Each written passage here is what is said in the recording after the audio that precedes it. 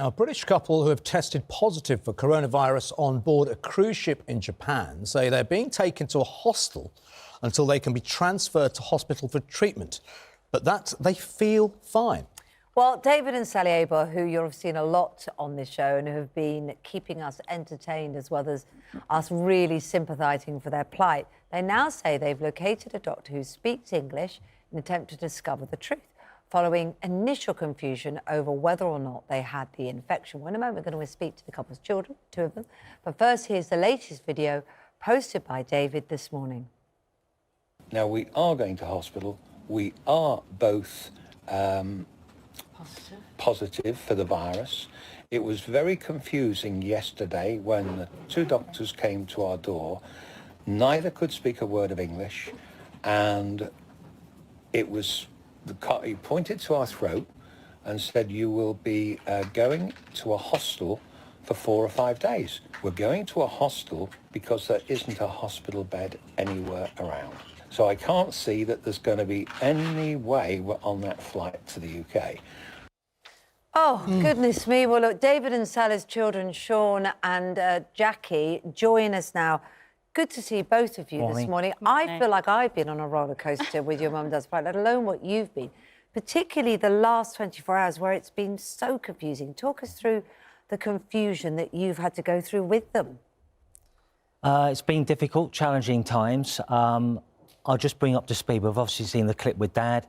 Jackie and I have just taken a call from our younger brother. Right. He's just spent half an hour on the phone with Mum and Dad. So firstly, they're absolutely fine. Good.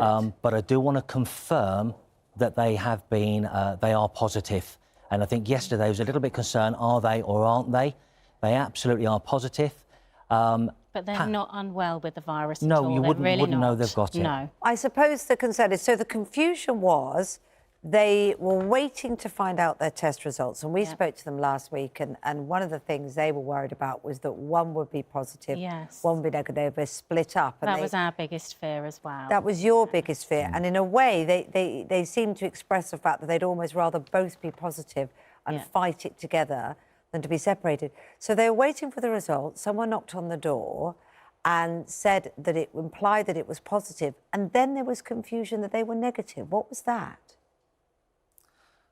So I think the doctor that came to the room couldn't speak English, pointing to Mum and Dad's throat.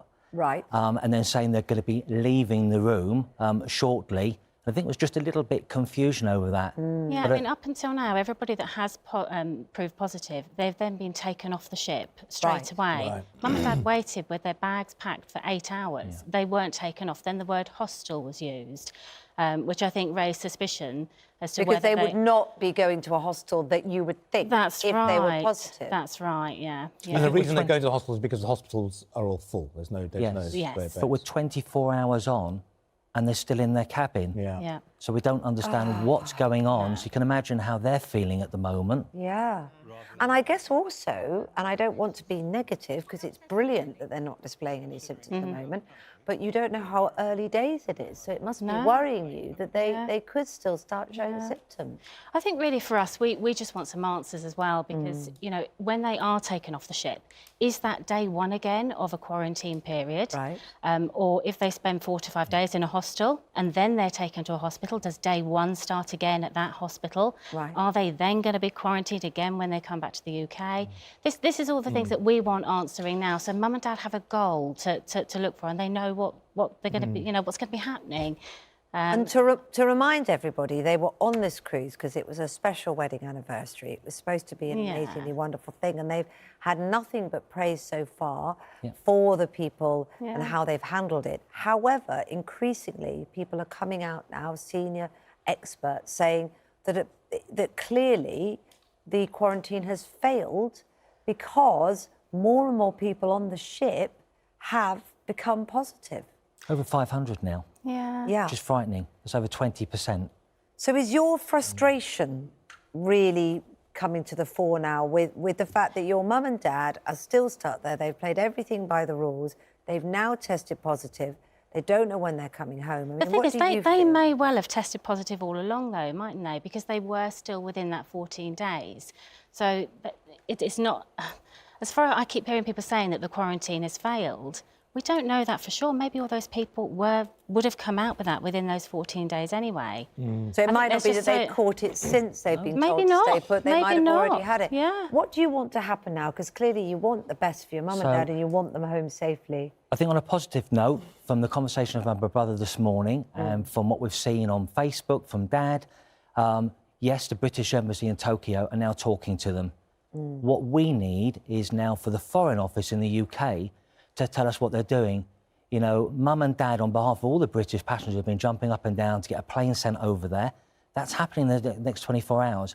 Mum and Dad aren't coming back on that. So I want to know next steps, what communication's going to happen.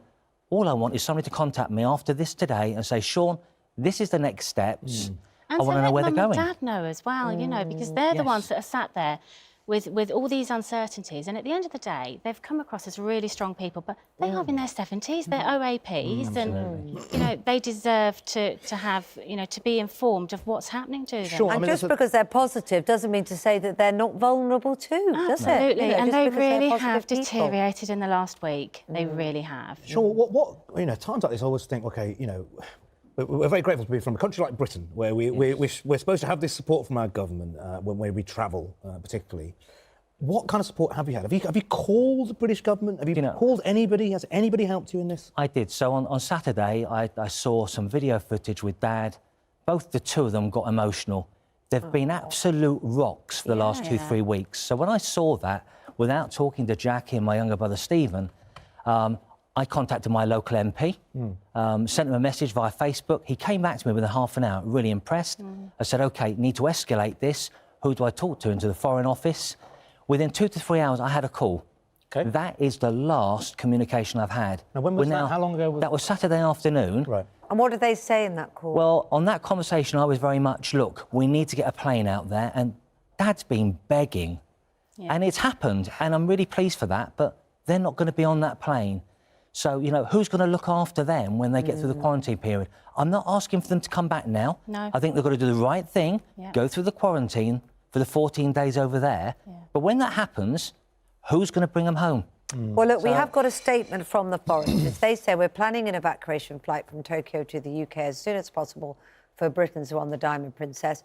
We hope the flight will be later this week, subject to permissions from the Japanese authorities. At 0700 local time on Wednesday, the Diamond Princess cruise operator and Japanese authorities allowed passengers to disembark from the cruise ship. However, there is a chance that people who disembark will not be able to join the evacuation flight. We have the utmost concern for the affected Britons and strongly encourage them to register for the evacuation flight.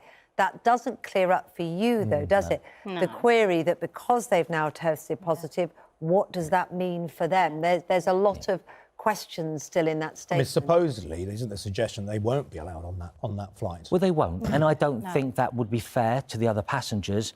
I just want somebody in the UK to take ownership of this. Right. We've got a point of contact, and we're just updated as things go on, because once they get moved to the hostel, they might not have Wi-Fi, telephone. We've got no idea where they're going. And again, Dad's concerns have been with his dietary needs as well, you know, with his health. You know, what's the food going to be like there? Remind us of what those needs are. Yeah, so he's lactose intolerant, and what's the other one? Is it gluten? Is it gluten? Glucose. Yeah, and of course he's diabetic as well, insulin dependent. So he has to eat the right foods in order to put the insulin into his body. Now, we're aware that for the last few days, all he's been eating is cornflakes. Right, so that's not ideal in terms of a sugar balance, is it? It's not. So this is all the stuff that you really need to have help on. Well, let's see if we can try and get some help for you as much as we can do.